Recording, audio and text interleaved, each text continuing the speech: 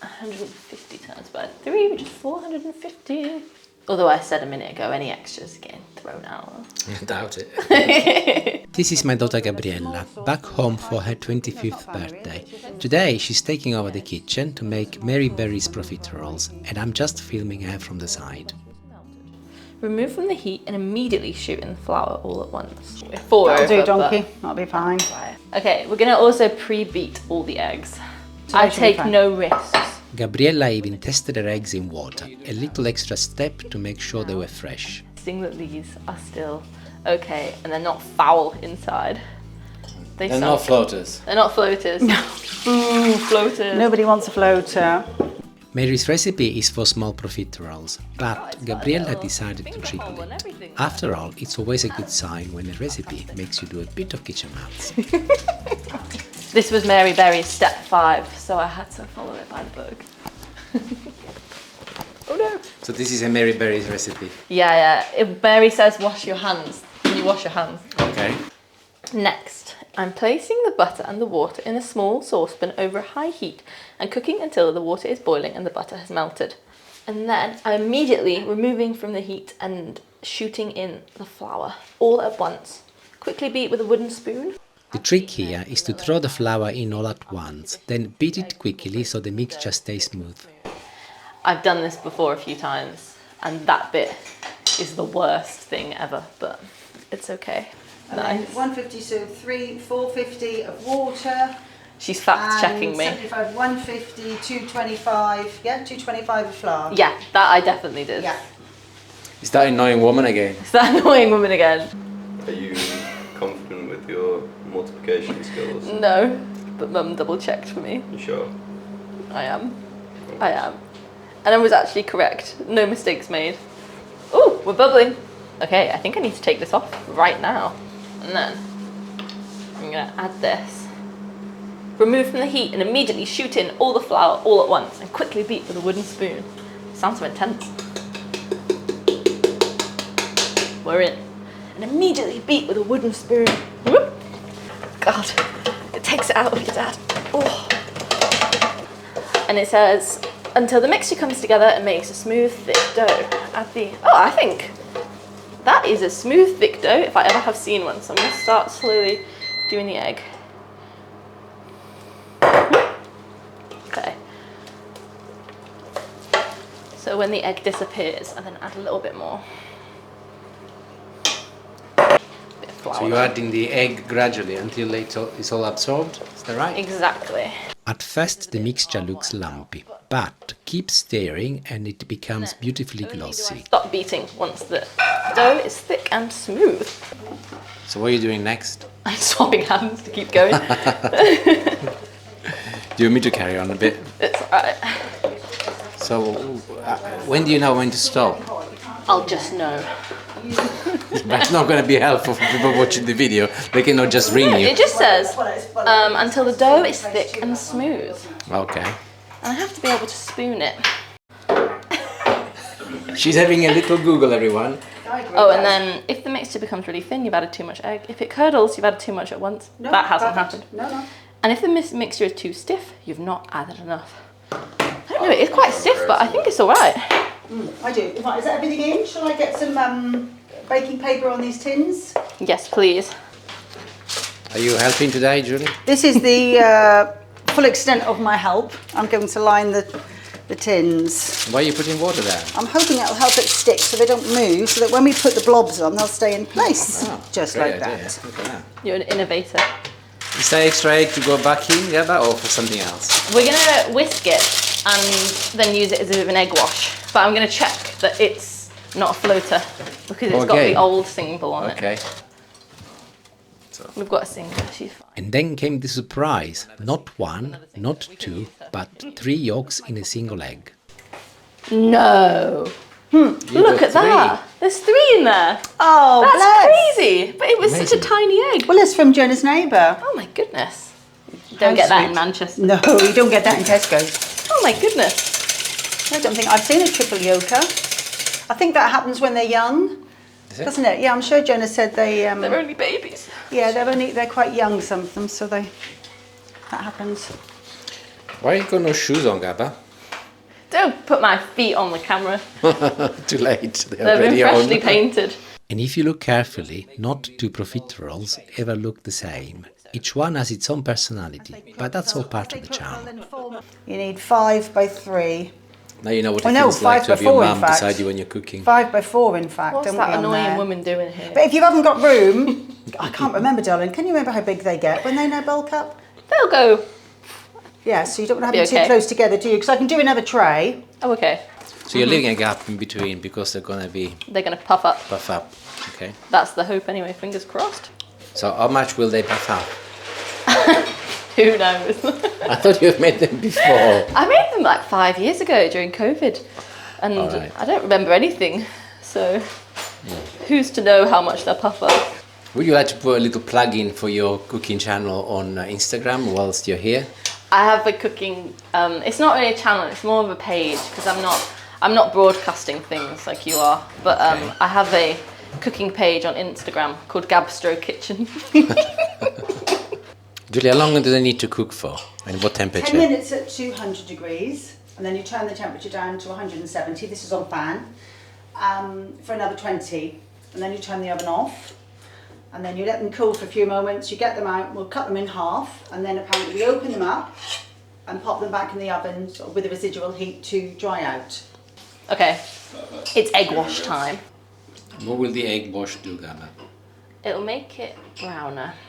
And more golden actually, less than brown. If it goes too brown, you've gone too far, but it'll make it look being golden. Okay.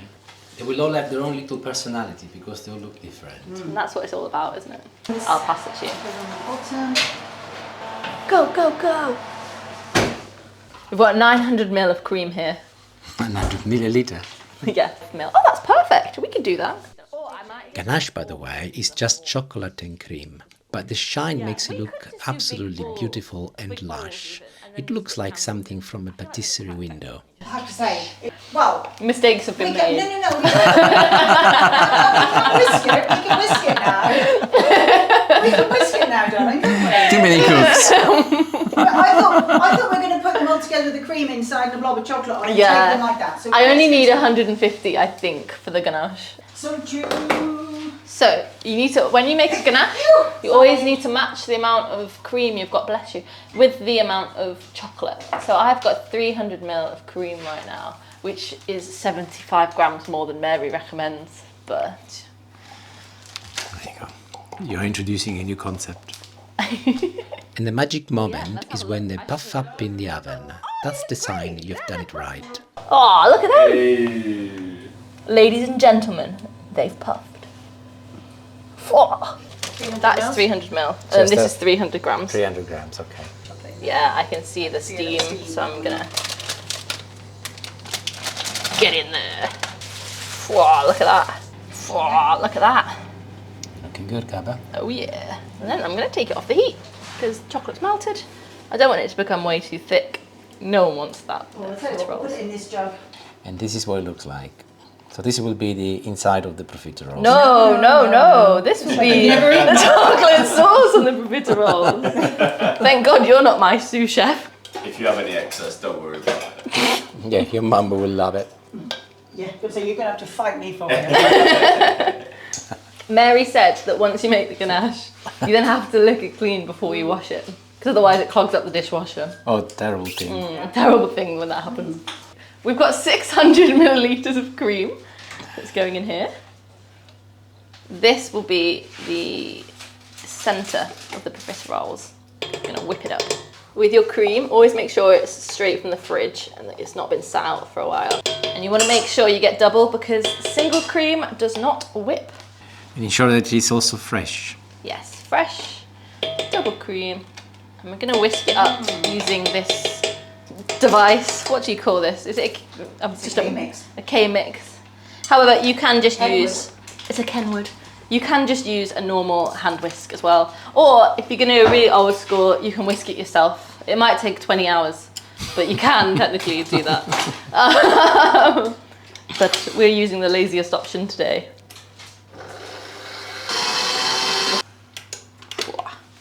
Let's have a look. How's that? Okay, I think that's perfect. This is the kind of consistency you want.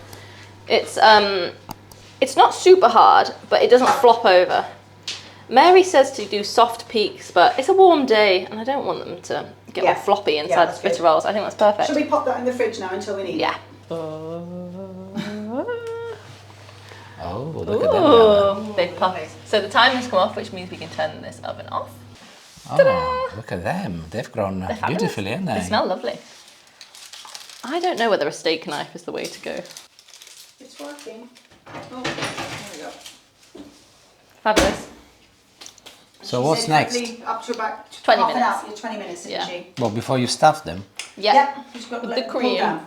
Right. Okay. Yeah. Why don't you go and do your hair then? Yeah, You've got half I'll an do hour my to hair. do your hair and... Next time you see me, I'll have a bouncy blowout. Okay. We're going to microwave this in 20-second bursts. Oh, it's chocolate. Then after every 20-second burst, I'm just going to give it a mix around. Oh yeah, looks. To fill them, you can cut them in half like Julie and Gabriella are doing, or just snip a little hole and pipe in whipped cream. Simple and very satisfying. If you've got piping bags, you can pipe it in, but we do not. No. So we're spooning.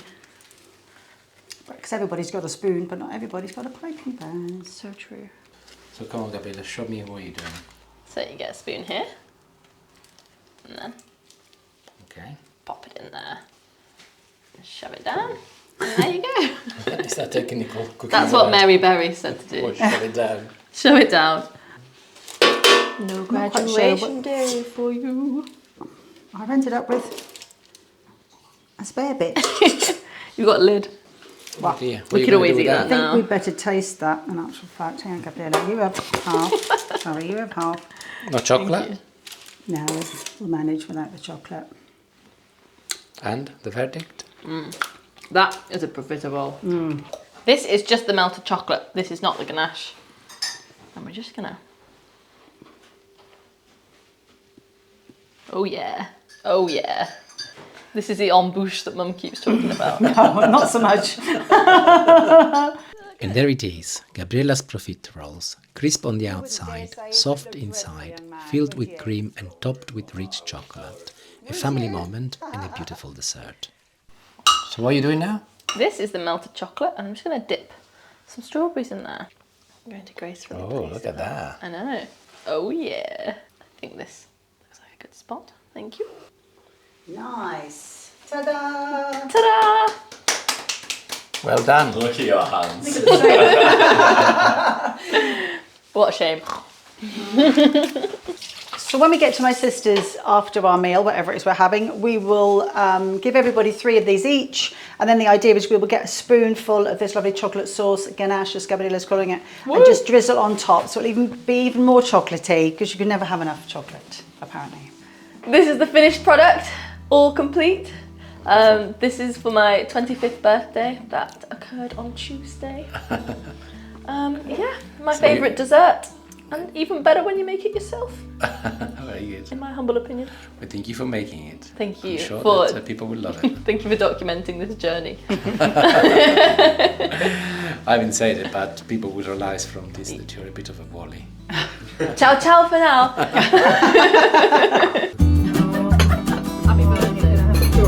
We'll give her a strawberry.